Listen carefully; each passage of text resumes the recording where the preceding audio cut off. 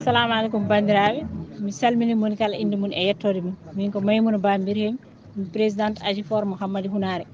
Hande noon min ganda fof beela mamen o to haaɗi e amen ko weltare mawde min gondi.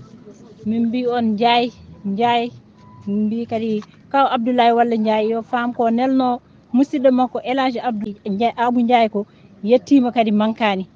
Hande kadi o yettima kadi nde o yetti ɗo nde o ɓeydima kadi wadde hen kadi ko waɗi fayida par ce que wimin hande golle ɗe ma puɗɗo kadi jokka min keeɓa ndiyam taw leelani. Ɗum noon hamin jetta Allah no fewi hamin jetta hamin ñagonoma Allah balɗe jutɗe kadi e battane moƴƴe yo Allah ɗaldumo jawdi makko ya barke Allah en laaɗa mum. Ɗum noon Ndiaye min beltima no fewi ha wona seeɗa.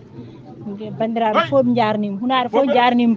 Min jinno kadi komin waɗno programme amen mataw Dado waɗi ɗum ɗo ndo heure waɗi faussé seeɗa tan mais wuuro ngo fof koko wanno prêt pour yaltude arde jaɓɓade cortège makko e délégation makko vraiment.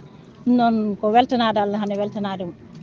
Ɗum ko probléme baisse de débit hamin jogui hande par ce que le certaine nanɗo leeɗe e wuuro he ene manque ndiyam ko jamma ha jamma keɓirta.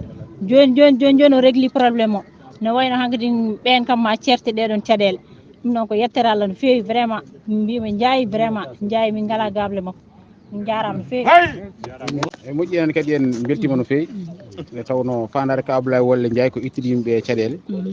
Allah yettini en joni ɗo e Hamadi Hunare en gandi forage o ko asa joni ɓuuri balɗe sappo ko mon ɗo uddi te ɗo woni ɗo dañi ko ndiyam kewɗam kadi ndiyam belɗam kadi matériel poɗɗo yawdude hen foof ha ndiyam ɗam wawa montude yetto Satodo entreprise Masi forage e gardugol Ibrahima An e Mignum Siraji An foof ne waɗi complété saabu ka Abdoulaye Wole ha timmi fof matériel ne jogaɗo ɗo e nder Fouta hande wona aɗa Dakar wona he batte tagui ne garɗen tawɗen wonde ɓe jogui probléme ndiyam nodduɗenmo kanko Ibrahima An o holli en janggo walla ɗo e kikiɗe he so Allah jaaɓi ma équipe o ar so tawi ɓe gaari ma mbat feere forage keso gonɗo ɗo waɗe branché e Satodo mon gonɗo ɗo wuuro ngo sehata caɗele ndiyam so Allah jaaɓi hatta noon komin gadno komi waɗa mbaɗa Satodo goɗɗo mo ganduɗa min batta ɗum Satodo mon to tawi ɗo wona wonde min dokki on ndiyam min gasni tan min dartini golle amen ala min ɓeere ɗo Satodo goɗɗo mo ganduɗa ko 50 métres